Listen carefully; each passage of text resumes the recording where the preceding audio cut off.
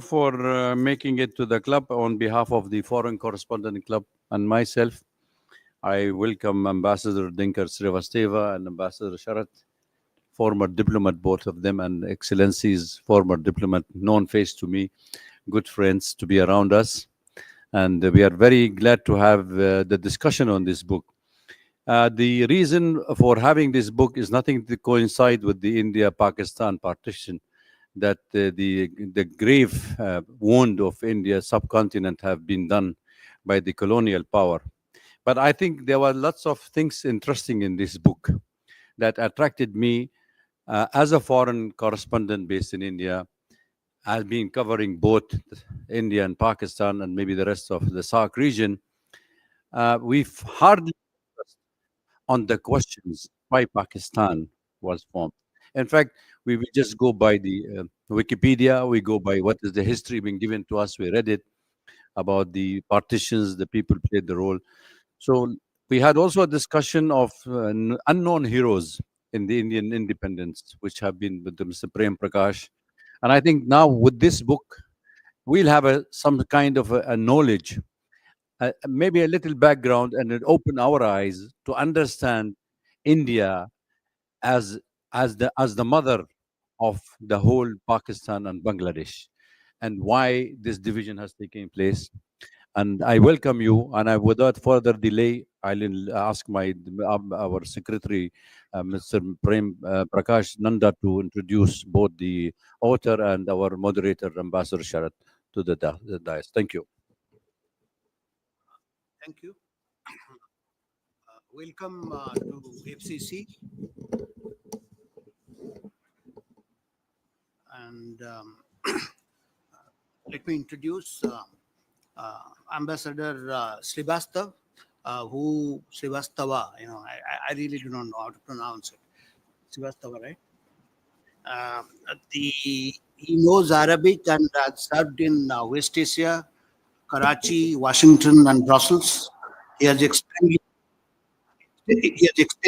dealt with UN matters in the Ministry of External Affairs. He was a member of the Indian delegation to the United Nations World Conference on Human Rights and the International Court of Justice.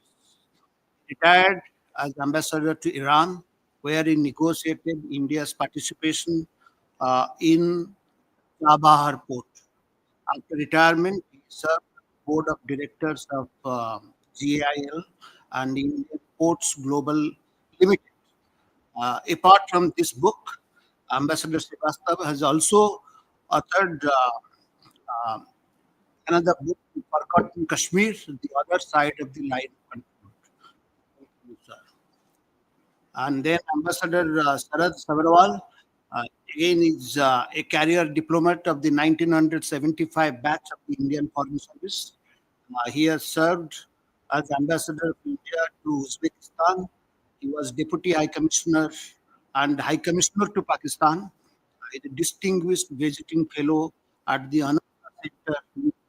He is the author of the book India's Pakistan Conundrum, Managing a Complex Relationship. So welcome you to the FCC, sir. Thank you, Mr. Prakash. I may ask Mr. Sharat to make an introduction and comment on the book. Thank you very much, Dr. Oved, and the Foreign Correspondents Club, my friend and former colleague, Ambassador Srivastava. I see some other colleagues here, dear friends.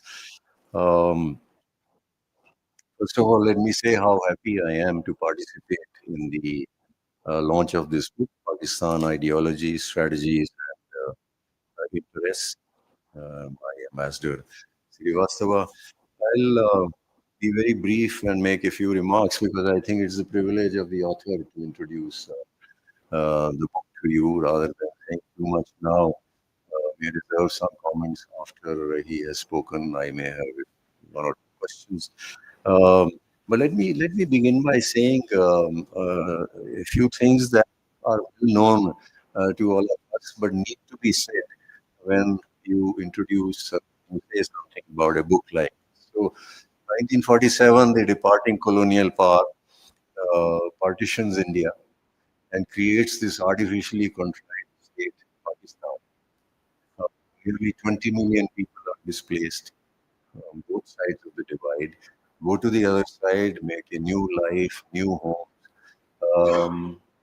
About half a million people are killed in the communal violence that follows.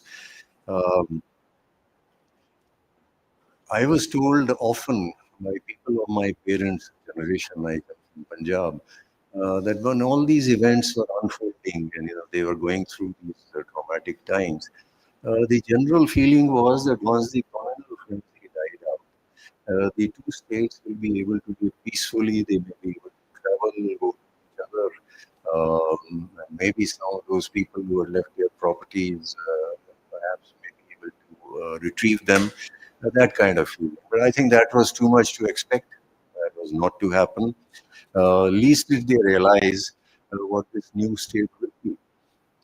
This new state, which came into being, has piled on a lot of violence and misery, not only on India and the region as a whole, but on its very own people.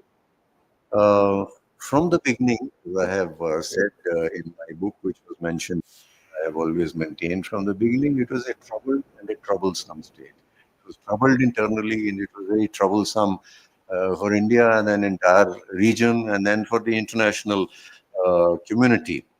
With India, as you know, it has questioned constantly our territorial integrity, used force, court, to change the territorial reality, foisted three wars on us. Um, it blocks our natural on-land trade and travel routes westwards, which we had used for millennia. And then, of course, it has perpetrated terror, which has now come to haunt the Pakistani state itself.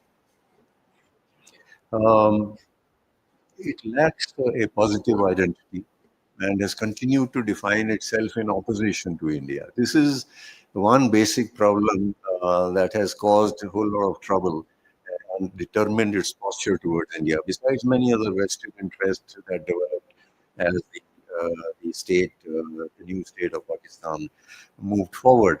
It is a highly dysfunctional state because of four factors which we all know about, we read about, but let me mention them here. You have the civil military imbalance, you have encouragement to religious extremism, not only by the civilian leaders, but also by the army to serve their own ends within Pakistan, outside Pakistan to perpetrate terrorism against India, to destabilize Afghanistan. Third, it has lived all along beyond its means, and from time to time needed external assistance to refloat its economy, as been getting more recently. Also, that has meant that it has continued to serve from time to time the interests of states from outside this region in this region. And of course, the serious ethnic and sectarian fault lines of Pakistan. Ethnic because of the Punjabi dominance. All this now begs the question, why is Pakistan today what it is?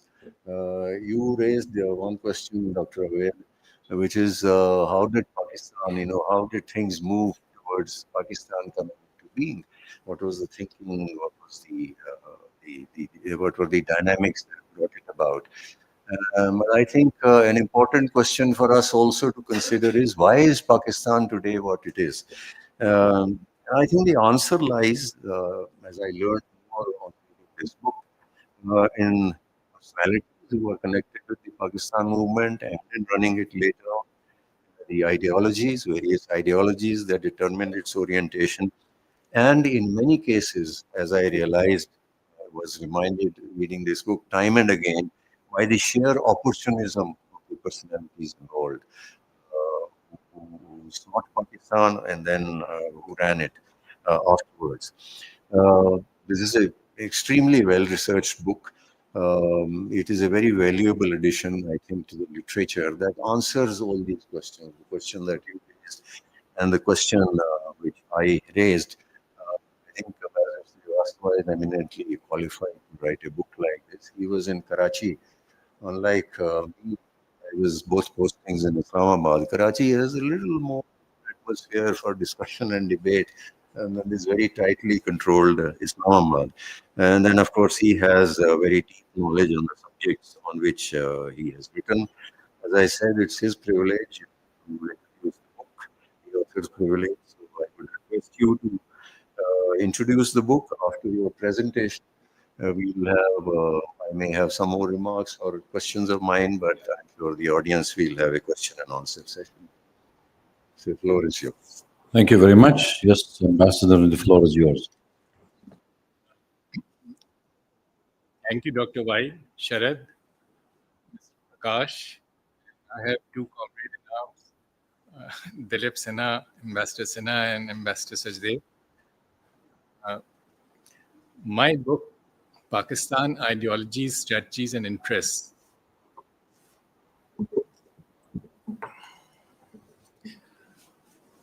This is not a history of partition. This is also not about the bilateral relations. This explores the ideology of Pakistan and its interplay with military strategies and interests. In past 7 decades since partition and independence, a lot has changed in Pakistan. It has seen 3 military coups, Ayub, Zia, Musharraf, and now we have a hybrid government. There have been 3 constitutions, 1956, 62, and 73. The only constant in the middle of these changes is the role of ideology, and that has gone on increasing or deepening. Now, ideology in the Western context means a political philosophy, or if you take the Marxist view, class struggle. Ideology of Pakistan is a blend of historical memory of Muslim rule in India, faith, and political expediency. Now, General Asim Munir, in his speech of 16th April, a week before Pahalgam, mentioned ideology of Pakistan. He also mentioned two-nation theory. Now, in popular conception, these two are synonymous. They are different. Ideology of Pakistan is a much broader concept, and it precedes and it continued. It precedes the two-nation theory, and it continued after partition. Now, General Ayub, writing in his memoirs, described ideology of Pakistan as Islam. Hussain Haqqani has said it is Islam, Army, and Urdu. I would add 3 more strands, and this is denial of national and linguistic identities, denial of democracy, and denial of plurality. The ideology of Pakistan is not defined in Pakistan's constitution, but it is cited in the judgments of Pakistan Supreme Court, and it has produced major political consequences. In 1972, Bhutto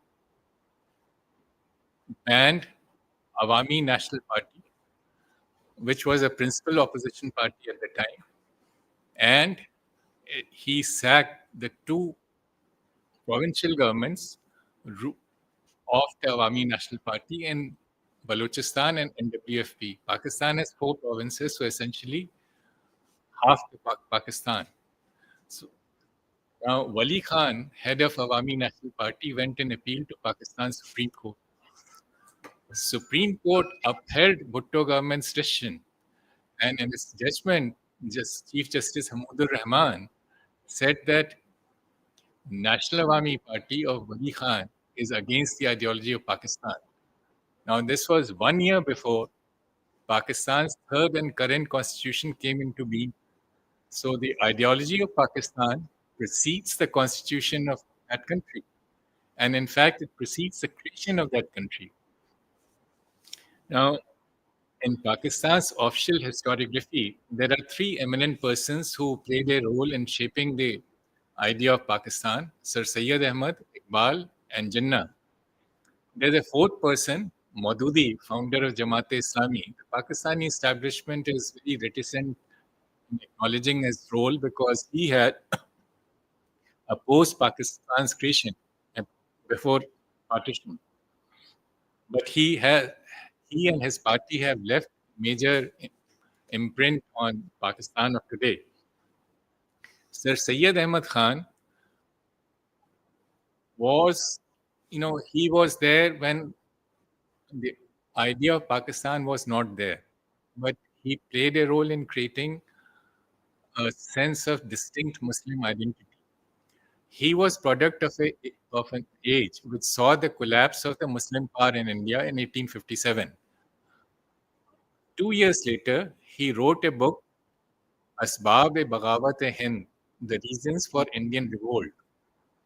Now, in this book, he was, incidentally, 1857, we call War of Independence. The British version is mutiny or ghadar or rebellion. And Sir Syed Ahmad was using that term. Now, in this, he was very critical of Bahadur Shah Zafar, the last Mughal emperor, describing him as decadent. He was equally harsh on the soldiers who rebelled against East India Company and rose to the defense of the Mughal emperor to restore his authority. And these included both Muslim and Hindu soldiers. And the Hindu soldiers did not go back to some ancient past to revive some symbol of Hindu power. They fought to restore the rule of the last Mughal emperor, who was a Sunni Muslim. So he was acknowledged. Mughal emperor was considered part of Indian tradition. Sir Syed Ahmad in this book has described these soldiers as Namak Haram. Now, Namak Haram, as you know, is a very derogatory term. It means one who has betrayed the trust. Whose trust? And you get the answer in reading his book. He keeps referring to East India Company as our government. Now, this was curious because he was describing the causes which led to the revolt. This was necessarily period before 1857 when Bahadur Shah Zafar, the Mughal emperor, was the sovereign. It tells you where his sympathies lay. 2 decades later, in 1888, in a speech in Meerut, he described Hindus and Muslims as two different nations. And he said, in the case of departure of the British, unless one has thrust the other down and subdued it, there will be no peace. Now, these two strands of Sir Syed Ahmad's philosophy describes very well what came to be the politics of Muslim League, which was yet to be formed at that time. Muslim League was formed in 1906. Iqbal came a little later. Iqbal, in his presidential address in 1930 as president of the Muslim League in Allahabad, he said that in Islam, state and religion are integral to each other. He also strongly criticized the idea of territorial nationalism. Now, this was curious because nationalism was sweeping Asia and Middle East. And his reason was he gave the example of Reformation in Europe. He said Luther's revolt weakened Christianity. It weakened the hold of Vatican over Christian principalities, and within each state over next 2 centuries, it weakened the role of religion. Iqbal did not want that fate to befall Islam, and his fear was that rise of nation states would weaken Islamic unity. He was referring essentially to the idea of Muslim Ummah. He was very critical of Turkey and Persia, uh, who were trying to move towards the Turkey under Kemal Ataturk and Persia under the first Shah were trying to move towards a modern nation state. Now, his opposition to the idea of nationalism must have been music to the ears of the British, because the challenge to the British colonial domination came from the rise of nationalism. Now, the third person who, and The third person who played a role, of course, is Jinnah. Jinnah made two key speeches: 1940 speech at Lahore session, in which he described Hindus and Muslims as two separate nations whose interests can never be reconciled. The second speech was 7 years later, on 11th August 1947, in which he said, religion is not the business of state, and Hindus are free to go to their temples, Muslims are free to go to their mosques, and Christians are free to go to their church. This was a complete contradiction. Now, in the 1940 speech, his second major statement was that Muslims are not a minority. They are a nation. This was a watershed in the League's politics because till now, League had fought for constitutional safeguards for Muslims in United India. By describing them as a nation, he was paving the ground for demand for a state. And that demand was made 2 days later in the Lahore resolution, which called for formation of sovereign independent states in northwestern and eastern zones of India. Now, mark the words. The Lahore resolution did not ask for a single state. It asked for states. That disguises a major issue. What Muslim League had projected as Muslim India, this was a phrase used by Jinnah and all Muslim League leaders, as a homogeneous entity did not exist. They were separate national and linguistic identities. And this was reflected in that wordings of the resolution. Now, Jinnah understood its explosive potentials. 6 years later, in 1946, in Muslim League convention, he tried to change the word states into state. This was objected to by Muslim League leaders from East Pakistan. This has been mentioned by Sheikh Mujibur Rahman in his unfinished memoirs put together after his death by his daughter Sheikh Hasina. Now,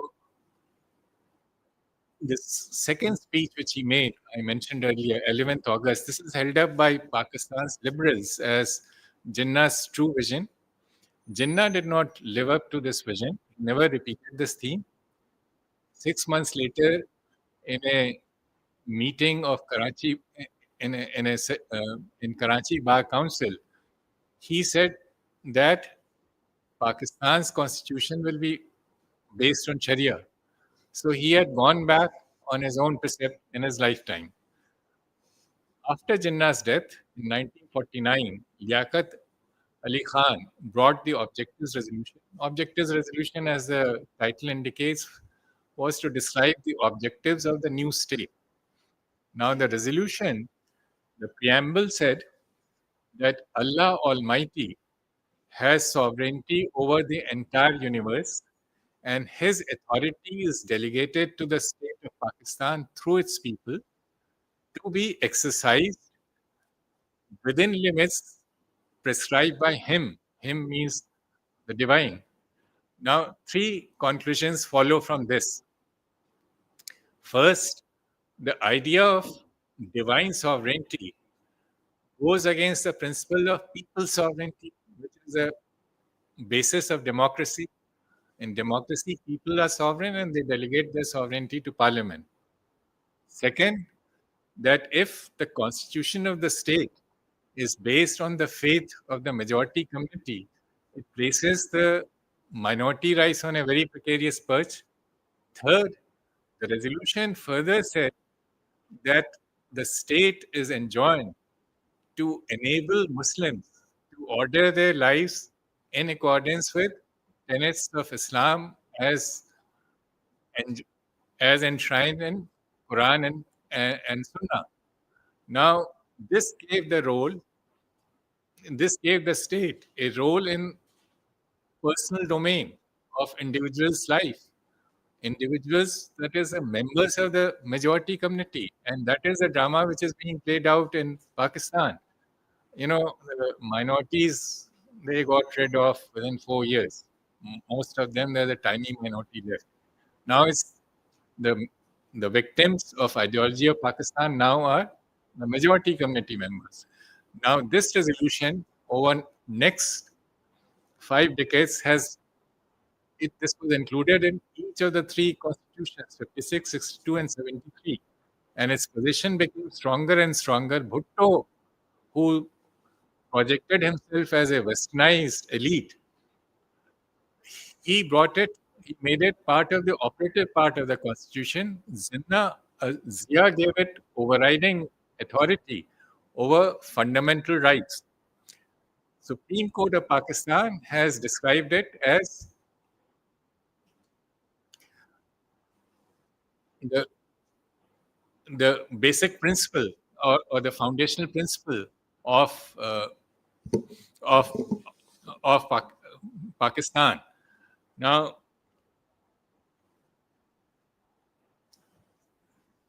I had mentioned that the ideology of Pakistan denies language, nationality, ideology, and democracy. Nationality and democracy. Now, Jinnah, sometime in early 1948, made his visit to Dhaka, and in Dhaka University, he declared that Urdu will be the only state language of Pakistan, and he justified it on the ground that Urdu is closest to what is the best in Muslim tradition. So it was not the question of language; it was not the issue of uh, functionality. It was because it was closer to Islam and what is best in the Muslim tradition. Now, Urdu was then spoken by 4% of Pakistan's population. Muhajirs were 4%. Subsequently, the numbers have gone up. They are around 7% now. The Bengalis were 56%. So this was rejecting the national or linguistic identities and imposing an homogeneous identity. This was rejection of the principle of democracy because the demand of the 56% was being ignored for the sake of 4%. And this was now after before partition, Hindus were the other nation. After partition, East Pakistan, which was largely Muslim, at that time it was still called East Bengal, which was largely Muslim. They became the other nation. And I have described the language issue. There was economic exploitation. And West Pakistan conceived of one unit scheme, which essentially tried to neutralize the majority of East Pakistan by clubbing together the four smaller provinces of West Pakistan. Army. Now, in most countries, armies look after the frontiers of the state. In Pakistan, the army has also appointed itself as custodian of ideology of Pakistan, and it has played a very major role in shaping it. Like much else, this is a self-assumed uh, mandate. Now, army used religious medium in all the wars. In 47 war, Kashmir, Colonel Akbar Khan, a serving officer of Pakistan Army who led the tribal invasion, he assumed the pseudonym of General Tariq. Tariq was the Arab conqueror of Spain. So Pakistan identifies with itself with the Muslim invaders of distant lands. Tariq had nothing to do with Kashmir. And the Pakistani slogan is they are liberating Kashmir. And who are the people of Kashmir? The majority are Muslims. But the imagery remains the same that Pakistan and Pakistan Army they represent the Muslim invaders. Now, the Western view of Pakistan and Pakistan Army was based on two assumptions. The first was that Pakistan would be a friendly state which will help moderate Arab countries in favor of the West and in Middle East where they had major oil interests. The second assumption was that within Pakistan, a westernized army would be a bulwark against radical Islam. Both the assumptions have proved false. In 1991, at the height of First Gulf War, General Mirza Aslam Beg, the then army chief, gave a call for strategic defiance of the West. Now, this challenged and undermined not only American interests, but also the interests of the Gulf monarchies, who depended on America's military umbrella for protection against Saddam Hussein. Aslam Beg describes Saddam Hussein as a Muslim hero. And incidentally, Pakistan historically never had relations with countries Egypt, Syria, Iraq. They were closer to the Gulf monarchs who were conservative and who had bankrolled them. The only time Pakistan army has been deployed in Middle East, in Saudi Arabia, only time they fought was 1970 Black September, when the Pakistani contingent under Brigadier Zia, who later became General Zia, massacred 70,000 Palestinians. Now, the third aspect of Pakistani army, and this is the terror. It has become part of their war fighting doctrine. So, a textbook by Brigadier S.M. Malik, which is part of the course in Military Staff College, Quetta, it says that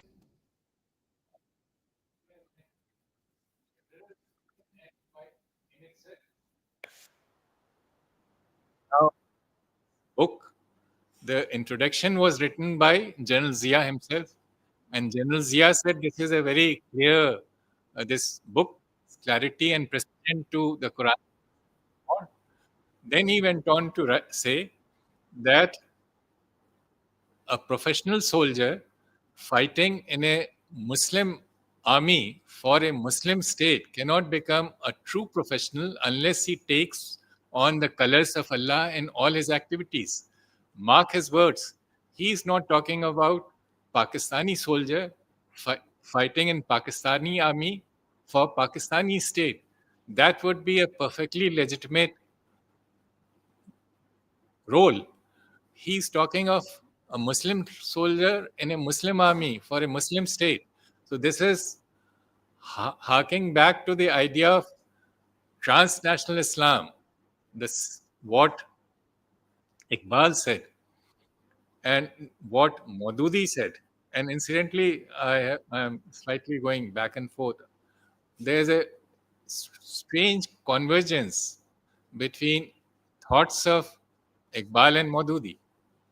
I'll come to that, but it's an important point. The second part, the last part, the fourth issue aspect, and that is being played out today, that is jihad within, that is the army's rank and file and even officers corps have become radicalized. After the incidents of 23rd May 2023, when Imran Khan supporters ransacked the Lahore Corps commander's residence and attacked the army GHQ, Munir carried out a purge, and at least 6 senior generals, including the former ISI chief, have been purged. And ISI chief has been Hamid has been also Faz Hamid has also been court-martialed. So it tells you not only Imran Khan's influence within the army, but the spread of radical Islam within the army, which is the ultimate custodian not only of ideology of Islam but the nuclear weapons. Now, Pakistan's nuclear strategy is very different from the concept of nuclear deterrence, which was developed, which evolved in the Cold War. Both sides in the divide, US, Soviet Union, and America, realizing the danger of the nuclear war and the scale of destruction, kept nuclear deterrence separate from ideology, and they kept nuclear deterrence separate from territorial dispute. Pakistan fuses together the two. It says Kashmir is the nuclear flashpoint. So it links it to what it calls a territorial dispute, which essentially means lowering the threshold, that is, deployment of nuclear weapons for fighting a limited war. It uses nuclear weapon, what Professor C. Christine Fair has very aptly described, jihad under the nuclear umbrella, because the calculation is that in a nuclearized South Asia, India will not be able to retaliate against terrorist activities for fear of escalation to the nuclear level. This, of course, the Operation Sindoor has demolished this, but this is remains part of their ideology. Now, the ideology that army shaped, and came, it, this Afghanistan war played a major role. Now, Zia used, and there's a convergence between the ideology and the military strategy. It was very convenient to Pakistan state to use these jihadi groups in Afghanistan and Kashmir. Now, there's an ideological element, and that is they use the ideology, that is an extreme version of Islam, essentially to suppress Pashtun nationalism. So war was not only being fought across the Durand line, that ideology was being used on in NWFP to marginalize the National Awami Party, or which is now Awami National Party, which was the only secular party. It had a there's a there's a phrase that Pakistan needs Afghanistan as strategic depth against India. Now, is this military strategy or is it ideology? Before I answer the question, let me point out something. When you say that Pakistan needs Afghanistan as strategic depth, it says so with irrespective of views of Afghanistan. Afghanistan does not regard India as a threat. And in fact, Afghanistan has always regarded Pakistan as a threat. It was the only state which voted against Pakistan's admission to the United Nations in 1947. Now, the issue whether it's a strategy or ideology. Riaz Muhammad Khan, who was Pakistan's foreign secretary, in a brilliant book, has posed the question. He said that in case of a conflict with India, Pakistan will have to concentrate its forces on its eastern border rather than receding to Afghanistan. So it served no military strategy. This was part of the ideology. They initially used it used ideology as a justification, but then the ideology became the mindset, and this is reflected in that meeting of General Mahmood, ISI chief, who was sent after 9/11 to persuade Mullah Omar to hand over bin Laden. And General Mahmood delivered the opposite message, that stand firm against American pressure and don't surrender bin Laden. Now, this eventually came out and he was removed. So, ideology has taken a root within this Pakistani mindset, or the mindset of Pakistan Army. Now, if you look at the policies followed by Pakistan Army after 9/11, it joined American-led coalition against terror. It received $20 billion over next 20 years, but it continued to support Taliban. And Taliban's comeback to power in Kabul could not have been possible without Pakistani support. Now, why would a country risk its relationship with its most important benefactor? And especially when Taliban had emerged as a threat to Pakistan's internal stability. TTP, an offshoot of Taliban, had reached Swat, which is close to Islamabad, in 2006, but Pakistan continued support. This is no definition of military strategy or interest can explain. This is only the ideology. In Jammu and Kashmir, Pakistan uses the term unfinished agenda partition. This is reference to two-nation theory, which is an ideological issue. General Asim Munir also mentioned in his 16th April speech that Kashmir is the jugular vein of Pakistan. This was not his original thought. Jinnah originally gave this mantra. Now, this again raises a question. They are saying Kashmir is the jugular vein of Pakistan. So Kashmir belongs to Pakistan, irrespective of views of the Kashmiris in the matter. Now, the Kashmirs, Pakistan talks about Kashmir, it keeps quiet about POK and NGB. Mangla Dam is located in POK. Water and electricity is supplied to Pakistan for 36 years. No payment was made. Once the payment started in 2003, they are paid 15 paisa per unit for the same molecule of water, for which Mussalman of Pakistan gets 1 rupee 10 paisa. Why is this? It's justified on the ground that under Pakistan's constitution, hydropower royalty can only be paid to Pakistan's provinces. And UK is not Pakistan's province. They claim it's Azad or free. Mangla Dam was completed in 1967, 6 years before the present constitution came into existence in 73. There was enough time to make a provision. And if they forgot, there have been 25 amendments since then. Everything has been changed except this. Now, I have mentioned, the nuclear weapons I mentioned earlier. I'll just take 5 minutes. Okay. Cohen, who is a very known American writer on Pakistan, in a study of Pakistan Army, quoted an unnamed Pakistani officer who said that nuclear weapons are not weapons of terror. And he said that Quran enjoins upon us to strike terror in the hearts of enemies. Now, this is an unknown officer. Let's look at their official position. That is the 4 red lines laid down by General Kitwai, then head of the Strategic Force Command. Space threshold, that is if India breaks up the country. Military threshold, that if India breaks up the military. Economic stagnation, and the fourth is internal stability.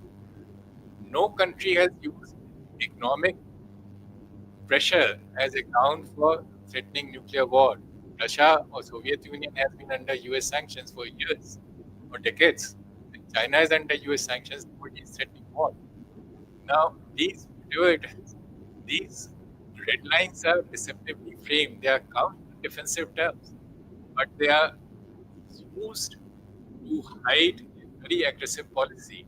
In Kargil War in 1999, when Indian Army was fighting on its side of the line of control, and according to Pakistan's own claim, there were no regular troops on the other side of the LOC.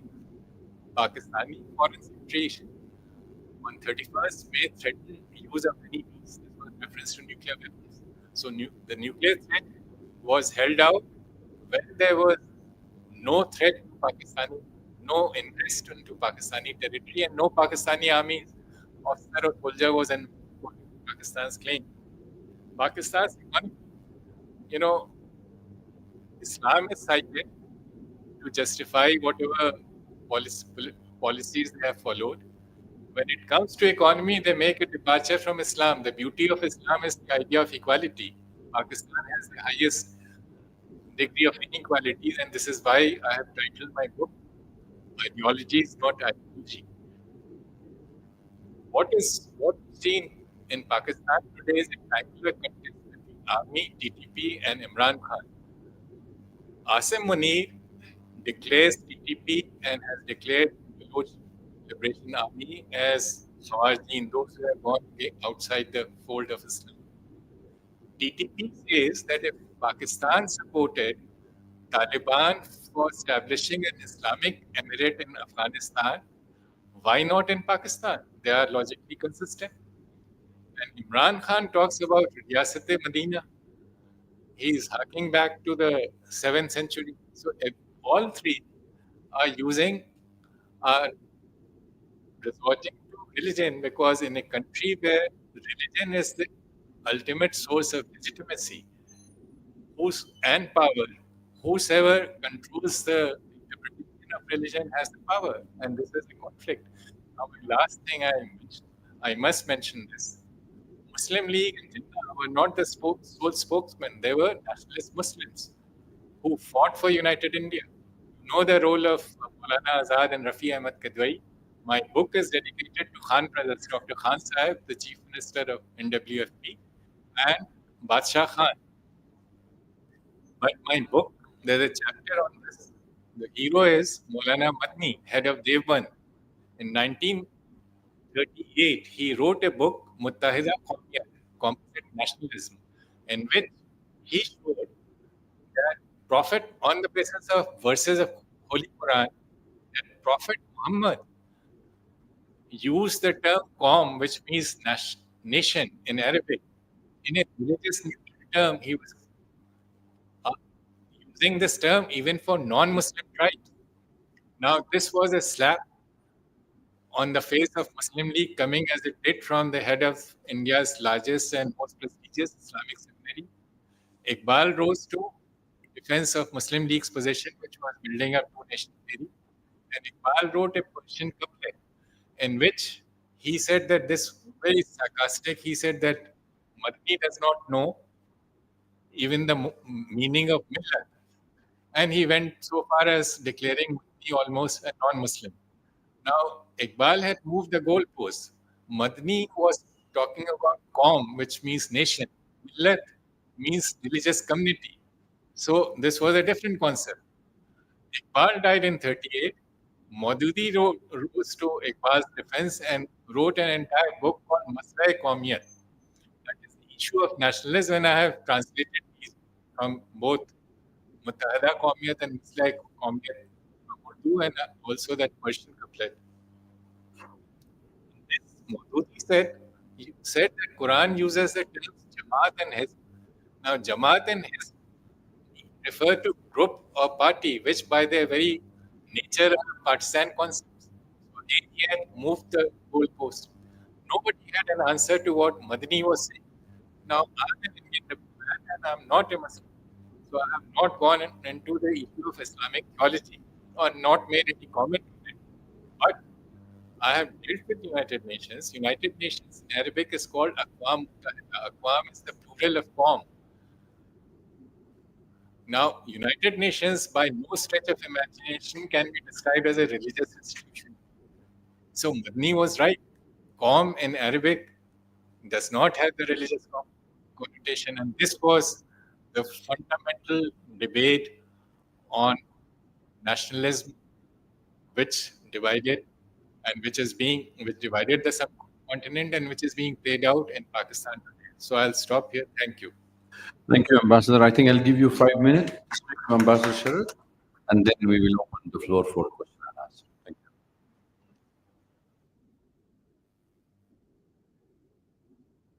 you. No, I think it's been a very comprehensive presentation. We are running a little short of time, so I'll raise one question. Okay. Let me start. Shall we start question and answer session? Okay. So what we'll do is, if you agree, we'll take 2 questions at a time, answer, then go to the next set of questions. And I exercise my privilege as moderator to ask that question. That is that, you are right. They talk of transnationalism. I mean, they discourse something which has been used quite often. Just to give you some examples, after the Soviet Union exited from Afghanistan, and when I was Deputy High Commissioner there was this feeling of victory, and that they had to come to the assistance of Muslims all over the world, feeling even in the Pakistani establishment. So that was a transnational kind of vision that was being presented, which was given up quickly when problems started developing and terrorists started surfacing all over the world. And Islamic bomb concept, or cricketer saying after losing a match, I apologize to all the Muslims for having lost the match.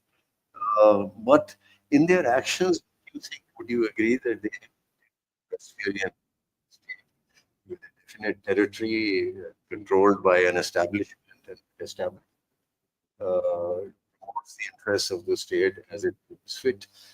This applies to the Taliban. I think that security better. It keeps India. They thought it would keep India out. and the government in Afghanistan, or not a word about Muslims in Xinjiang, what China has done to them. So this is my question. We'll take one more question and then maybe you can I'll open the floor for question and answer. If you can please introduce yourself. identify yourself after you before you ask. Yeah, get the mic.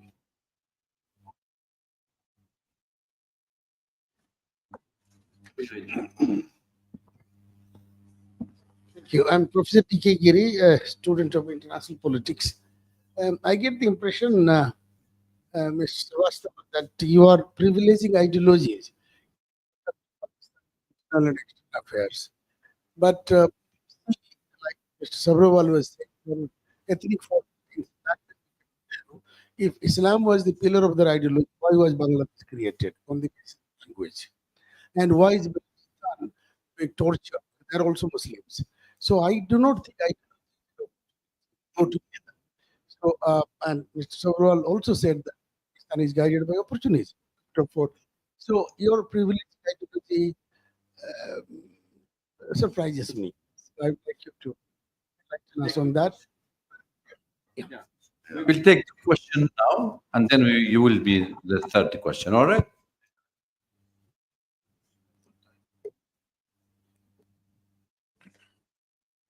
Sure. You that Pakistan behaves like a nation state when it comes to its interest.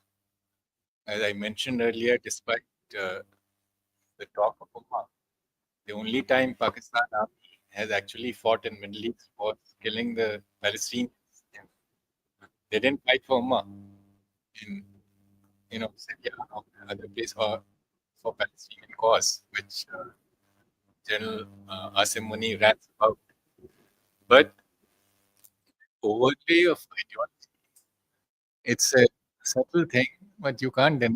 I mentioned this earlier that if you look at Pakistan's policies after 9/11, it was a huge risk that undermine and give peace to Taliban. Taliban could never have returned to power in Kabul without Pakistan support. So it was taking a huge risk. And I mentioned the risk was only next to the risk in turn, this TTP danger had grown. This, I don't think, is the conduct of a modern nation state. This is the ideology. And second question, I think sir, what you are saying is exactly what I have said. That the ideology of Pakistan, why the breakup of East Pakistan took place? Because the ideology is homogeneous identity which identity specific provinces existed before Pakistan came in. And that is the same thing which is being played out in Balochistan.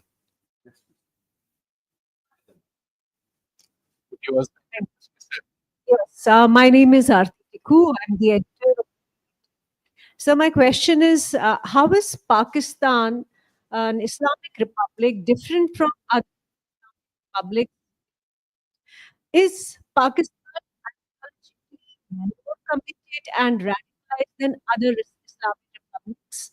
What's the difference? And supplementary question: if India is able to have very good relationship with other Islamic nations who are ruled by Sharia, what is the issue with Pakistan, which also is in a way quasi Sharia governance or rule? Yes.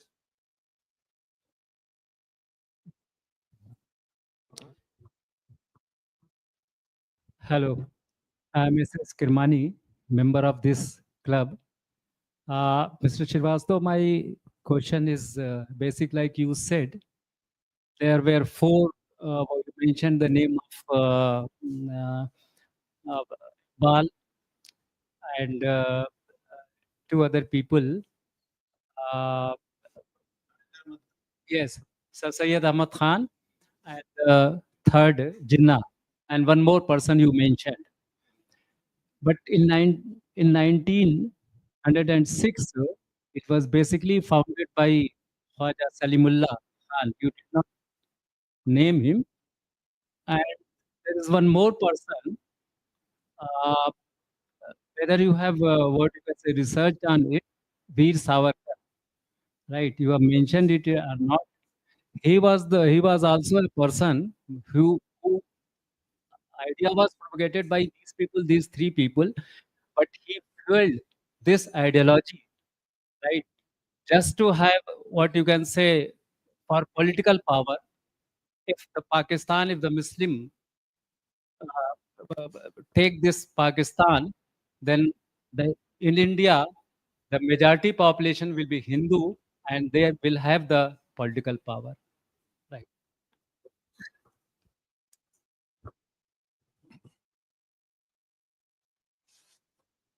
Your question, how Pakistan is different from other Islamic states which are based on Sharia, and if we have good relations with them, why not with Pakistan? I have served in Saudi Arabia. I served both in Jeddah and Riyadh.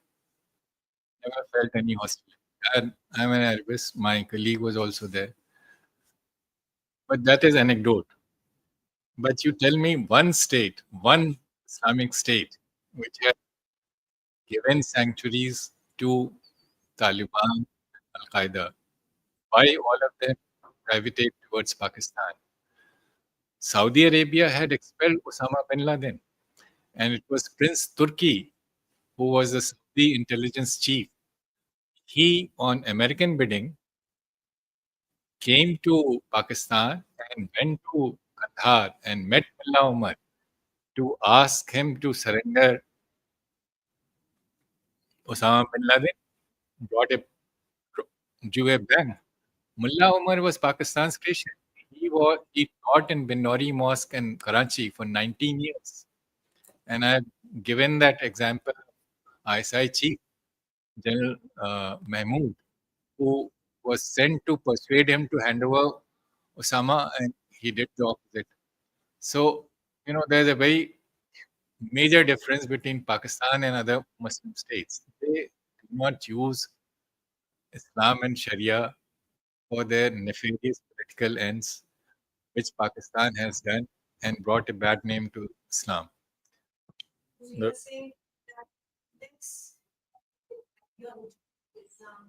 No, no. You are assuming that Islam is what Pakistan makes it out to be.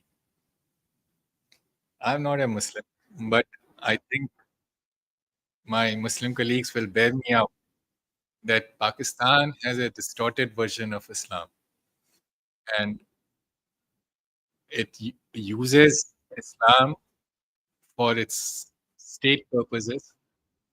And now increasingly, there's a multiplicity of actors because Pakistan privatized jihad in the 80s to avoid to escape to have deniability. The army created these front groups. So now those groups are also playing a role in shaping the ideology of Pakistan, and each has a more, extreme version. Your question about Salimullah Khan and Savarkar, I must admit I didn't mention. They are in this march over 1 century. There are many figures in the course of. No, he was a British agent, like all of them. So don't read too much. There was also Nawab Bikarul Mulk, who was much more important. And there's a book by, there's enough literature available from Pakistani sources. My book is entirely based on Pakistani sources, except for 3-4 quotes. Let me come to that. Let me just finish. Now, Bikarul Mulk was in touch with Aligarh Muslim University chancellor, who was a Britisher, and he was told by this chancellor, got a letter from Dunlop, who was vice chancellor's private secretary to ask these fellows to put together a delegation to come and demand a separate trade. So this whole thing, Mr. Salimullah, Vikarul Mulk, these were just front. And who led the delegation? Aga Khan, who was holidaying somewhere in Egypt, and he was summoned to lead the delegation. Now, the funniest part, the demand was for separate electorate. There was no democracy. There were no elections. The first election, even under separate electorate, only took place in 1937. So it had no consequence except for creating a divide, which is what the British game was. Now, the second part of your question about Savarkar. Now, I'm no fan of Savarkar, but but let me tell you, there's no equivalence between what Muslim League has done and what these people did. Savarkar was a minor figure. If if he had any influence, or if there were, you can cite other figures, if they had any influence in Congress or India, you would not have got the kind of constitution that we have.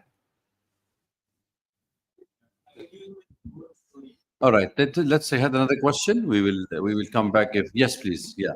Just take the mic, please. First of all,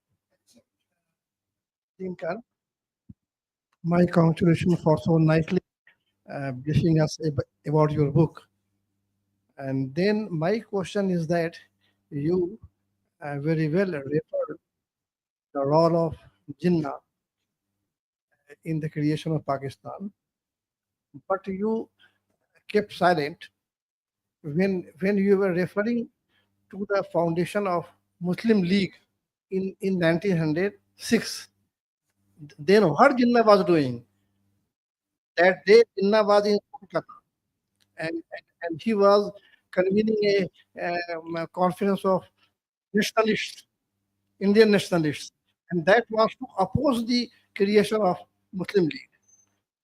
Then I want your answer to the question that you should also throw light on the role of Jinnah in 1906 when Muslim League was being founded. It's a question I want to ask. Yes, please. Yes. Take the mic. My name is Praveen Davar. 2 months ago, my book, "He Almost Prevented Partition of India," was launched in the IIC. You know, this book, and I hope one day we'll have the discussion here. Now, there was a time when Jinnah was known as the best ambassador of, the Hindu-Muslim unity. This was, I think, the phrase of Sarojini Naidu. And Jinnah's own ambition was to become a Muslim Gokhale. All this was, and all the history. All resolution, the then prime ministers of Bengal and Punjab, even though they proposed and seconded the resolution, they, went back. They went back and they didn't support Jinnah. Even the prime minister was Sindh. He was not with Jinnah. So this partition was avoidable, but I think it was the Britishers who thrust partition on Jinnah. So Jinnah only cannot be held responsible. The Britishers, I think, are much more responsible than Jinnah. What do you say to that? Okay. This reference to Jinnah's earlier career, and that was a phase which lasted, till at least till 2016, Lucknow Pact and so on. But that does not exculpate him from what he did later on. His policies, especially after his return from England, he had completely turned his back on the idea of India's unity. There's a very interesting book, and this also partly answers your question. There's a book by Khaliquzama. Khaliquzama was a senior Muslim leader from my hometown, and he's written a book called Pathways to Pakistan. And after Jinnah's death, he became the president of the Muslim League. Now, Khaliquzama has mentioned three things. There were three different three different tracks which were going on. Khaliquzama had met Zetland, the British Secretary of State, in 1938. He was sent there. He gives a kind of related thing, but obviously he was sent by Jinnah. And he met Zetland and he asked that it should be partition. Zetland was taken aback.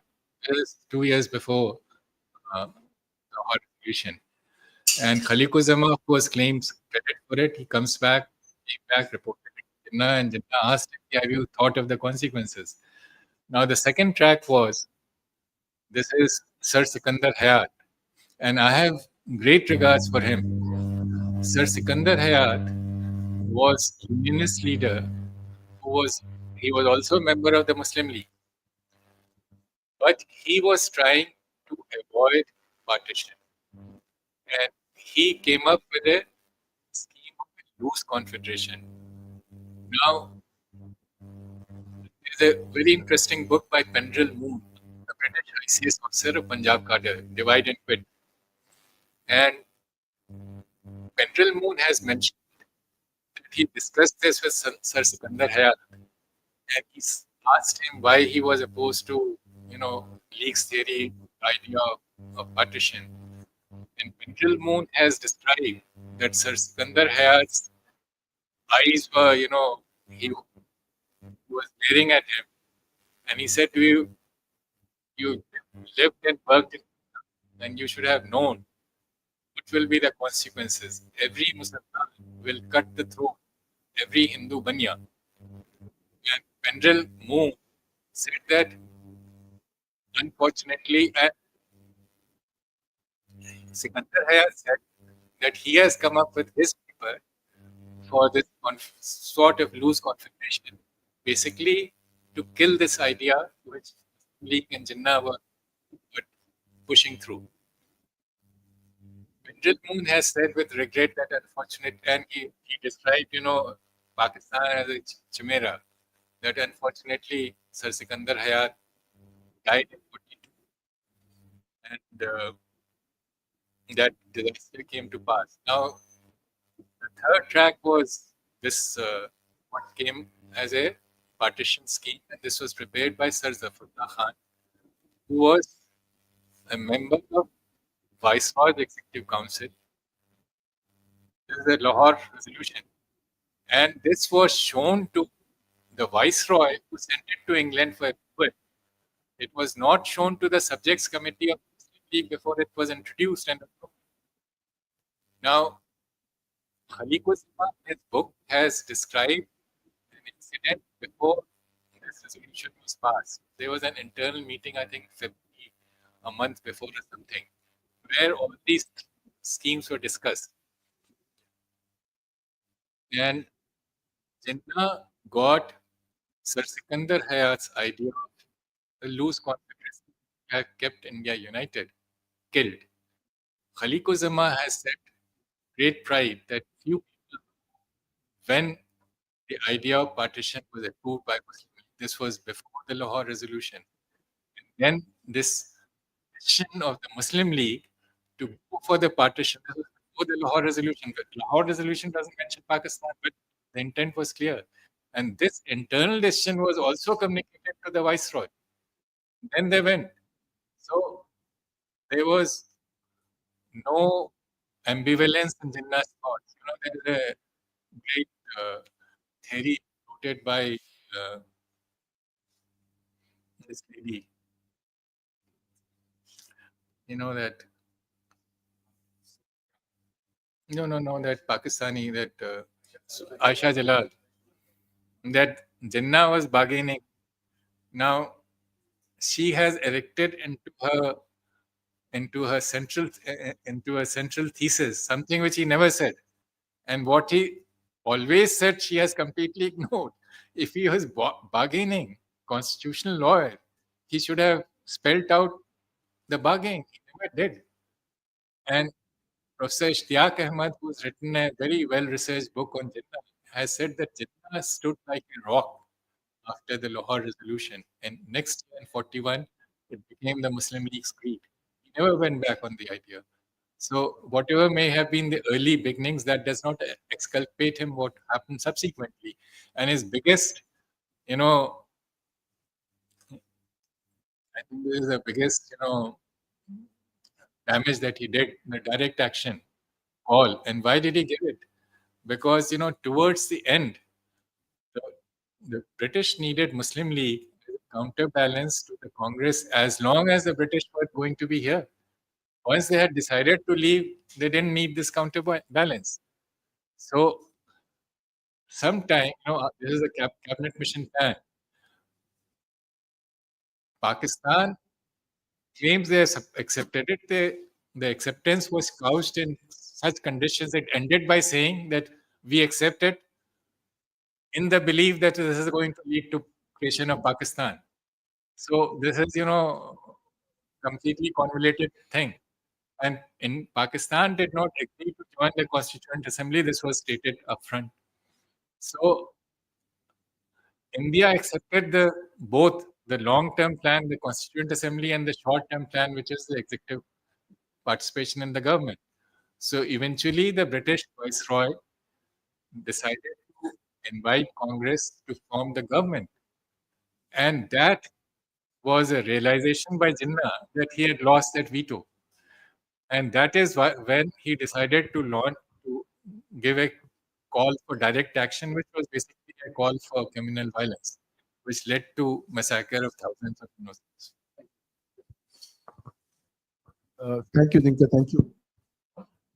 Yeah, thank you, Dinka. Thank you for this excellent book, as was your earlier one, at the other side of Kashmir, or the other Kashmir. One of the great values of your book is that you look at original sources coming from Pakistan, and especially some of them in Urdu are not accessible to people who don't know the language and can't read them unless they are in translation, and not all of them are translated. So thank you for this. Uh, the discussion can, of course, go on endlessly, but I have two very small factual questions. One is, when this Pakistan book that Chaudhry Ahmad Ali wrote, Now or Never, in 1933, was published by him in Cambridge, Jinnah was in London. He was in England at that time, and he was there for a year. We have any record of any comment by Jinnah on this publication or this pamphlet that Chaudhry Ahmad Ali had published, and where the term Pakistan was first used? And the other question that I have is that both the Congress and the Muslim League, when they were formed, they espoused loyalty to the British. But the Congress Party in 1929 adopted independence as its aim, as its goal.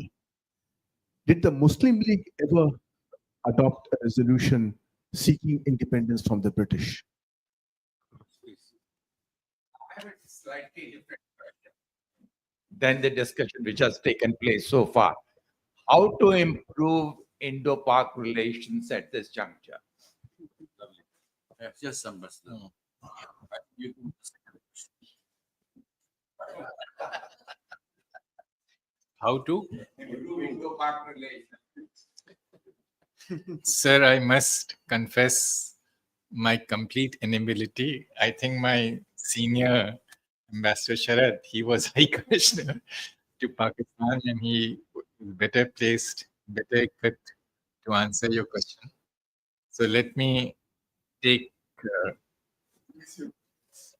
Dilip's question first. Dilip's question, and your first question was whether Jinnah ever commented on Rahmat Ali's map. I'm not aware, but something very similar he said, and this is available, in public domain. Talking to Muslim students, I think in Kanpur Sapna in 45 or something. I don't remember the year. I can give you the exact reference. He mentioned the second round table conference, and he said that is when we decided to work for Pakistan. And what he attributed this to was, he said that Gandhiji did not accept that the there was this bargaining about representation. So he said that Gandhiji was insisting upon something less than 50% for Muslims in Northwest in Punjab, where there is slightly, I think 51% or 52% or something, or maybe 55%. So he said that this is what then we decided that this is unfair, and we decided that we have to work for Pakistan. What he did not tell the students that this below 50% threshold, that is sacrificing 5% in Punjab, this was part of a deal which was struck much earlier. And that deal was that in United Province and other Muslim minority provinces, where the Muslim population was 14%, they would get 28%. So the deal was heavily tilted in favor of the Muslim League. And actually, on the ground, it was much worse because this was a deal between Congress and Muslim League. It did not restrain the British government from, bestowing its gifts to the Muslim League. So Khaliquzama in his memoirs, Pathways to Pakistan, especially the last part, is very interesting. He was asked by Jinnah to stay back to look after, the Muslims of India, whom he had, left to their fate. And he said that he was desperately ringing various police, this and that, because he felt that they had the clout. Because he said 50% of the police force and the civil service in UP, they were Muslims. So though the quota agreed was 28%, actually the British had given 50%. And he said he suddenly realized that they were not there because many of them had left. So he turned to the Congress leaders and he gives credit to Sardar Patel and Sampurnanand, whom a section of Indian media and polity describes as communal elements. And he publicly gave them credit for protecting Muslims. Now, he said that Patel and Sampurnanand then asked an Acharya Kriplani that we are protecting Muslims here, you must protect Hindus in Pakistan. So they asked him to issue a public statement, which he did.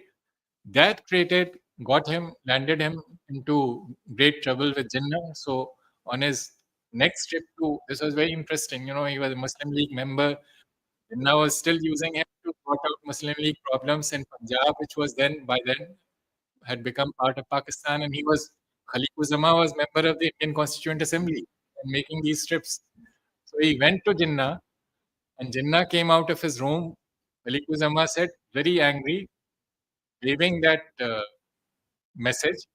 And there was a message from Sir Zafrullah Khan, who was Pakistan's foreign minister at that time, sitting in New York, who had, said that Indians and Congress are killing Muslims, and this flatly contradicted that reality. So, the ground situation in terms of the actual percentage of Muslims in government positions was much higher than the Congress League Accord, and the Congress part of the deal, Jinnah hit. But coming back to your question, Jinnah told these Muslim students that it was then, this is 1933, that we decided to work for partition. So, to blame it on various turn of events and view. Thank you. I just have a small observation, and then I will ask you a simple question. The idea of a partition never been based on ideology, and the fact of the matter, it is a colonial mindset that has been carried by the British, but in the rest of the world, we have the example in the Arab world as much as we have in China and the Yemen and everywhere. We know that the divide and rule policy, but and why I'm saying so, Ambassador, is because of two reasons. Nothing can be based on ideology. There's no belief. When we talk of based on ideology, this is the biggest mistake we do. Because look at Britain under Henry the King VIII. They could change it from Catholic to Protestant, the whole nation. just because he wanted to divorce his wife. In a similar fashion, the Empire of Persia have accepted the Zaradishtis because when he was riding his horse, the horse got injured, and one of the Zaradishti who treated his horse, and then he said, "Who are you from?" He said, "I am also a Zaradishti," and then he recognized them as a Zaradishti. And a similar, any country based in ideology is doomed to exist.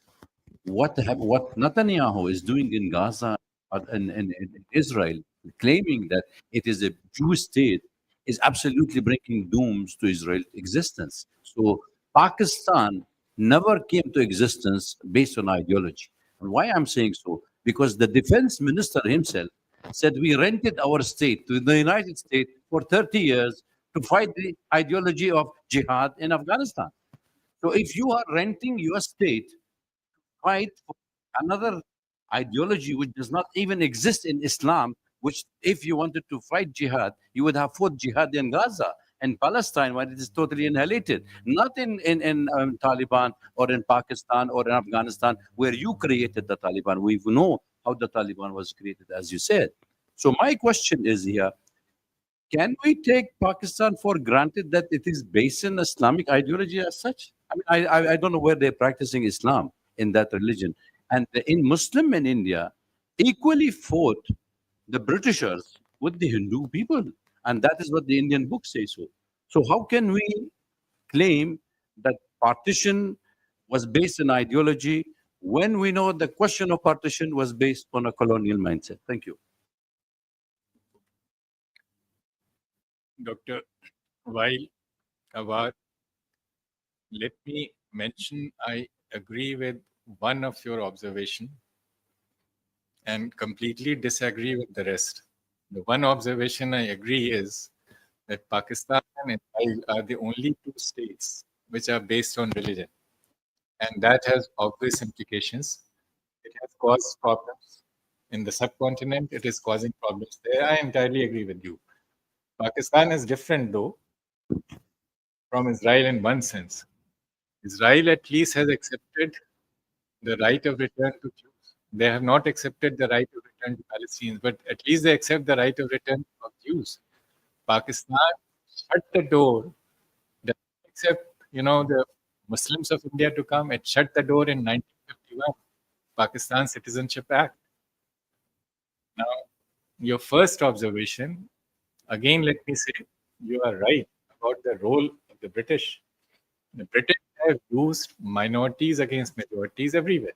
That is, the Jews against the Palestinians, Middle East, Turks against the Cypriots in Cyprus, Muslims against Hindus.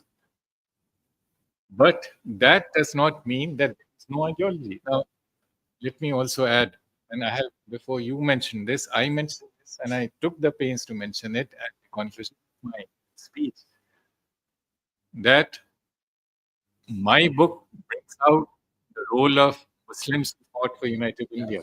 And I have done painstaking research.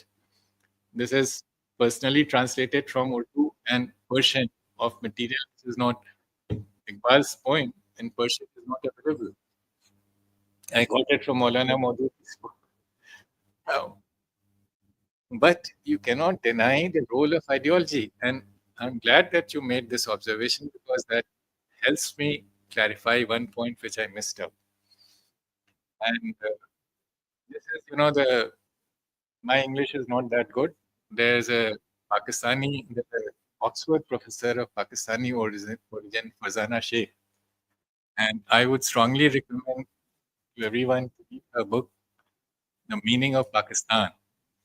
And she has mentioned, and this is a very important point, it was the two-nation theory was a very minor, it's a subset of the ideology of Pakistan. It was the belief of the Ashrafs, the Muslim elite of North India, that they had a unique privilege to power as the past rulers of India. And they wanted this prerogative to power to be restored to them in case of the British departure. And if they could not get the power, they could not rule India. Democratic India, the majority would assert itself. That did not mean that there was no role for minorities. Minorities are here and they have grown. But their thinking was that if they could not rule, partition was preferred. Now, this is not simply Farzana Sheikh. I came across a very interesting, I have quoted, I have given all the sources.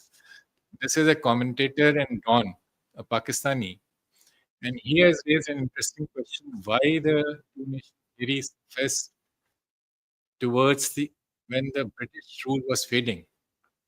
And there's also a question which Ambassador Philip said: did Muslim League ever ask for the British to leave? This was a party which was created by the British. It was sustained by the British. So why would they ask the British to leave? Now, this commentator, the Pakistani commentator, has referred to the same thing which Fazana Sheikh said, that this was this insane idea, this unique privilege of power, which was driving the aristocracy. And why did this surface, this two-nation theory? Britishers, because,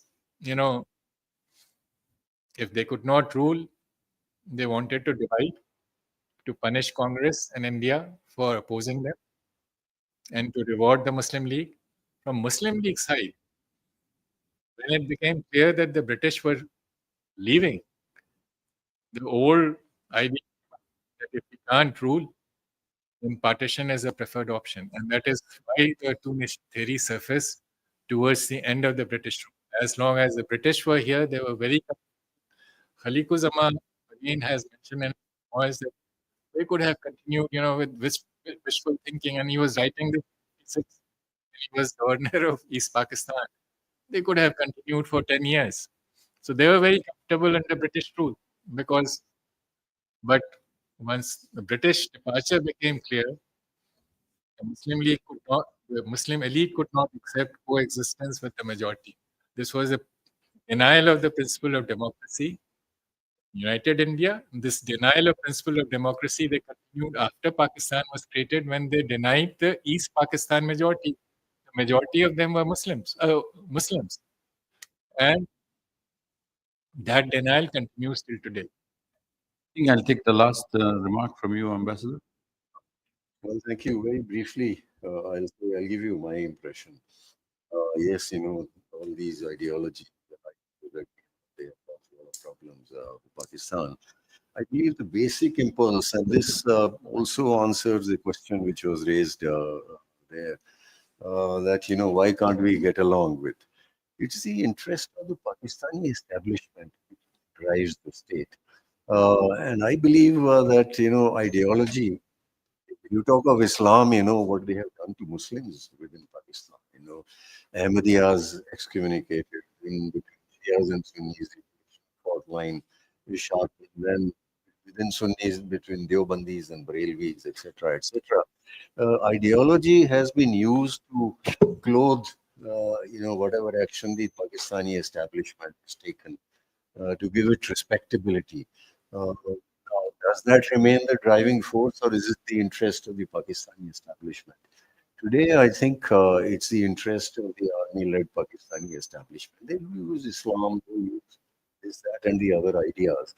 And of course, with India, the very basic problem is lack of identity. So you define yourself in opposition to India, number one.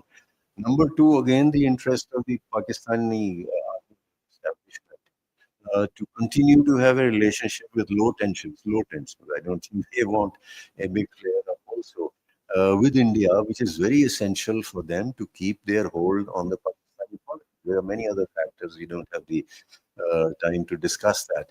But I think that there's a very good understanding of the impulses, that led to the creation of Pakistan, and that has been driven certain actions, etc. I think one big impulse we should not forget is the interest of the establishment. Every respect. That is what we see over everything else. This is my personal view. Thank you for your observation. I think I'll ask my colleague Mayank Bhardwaj to propose the vote of thanks. And just inviting all of you tomorrow, we have artificial intelligence challenges for the media. So if if you'd like to join us at 4 p.m. tomorrow. You're most welcome. Yes, please. Thank